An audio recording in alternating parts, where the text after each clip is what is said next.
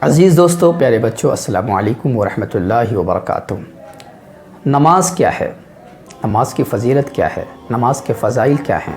تو سنیں کہ نماز دین کا ستون ہے، نماز مومن کی معراج ہے، نماز اللہ کی خوشنودی کا سبب ہے، نماز سے رحمت نازل ہوتی ہے، نماز سے گناہ معاف ہوتے ہیں، نماز بیماریوں سے بچاتی ہے، نماز دعاؤں کی قبولیت کا ذریعہ ہے، نماز سے روزی میں برکت ہوتی ہے، نماز اندھیری قبر کا چراغ ہے، نماز قبر اور جہنم کے عذاب سے بچاتی ہے، نماز جنت کی کنجی ہے، نماز پلسرات کے لیے آسانی ہے، نماز میٹھے میٹھے آقا صلی اللہ علیہ وسلم کی آنکھوں کی ٹھنڈک ہے۔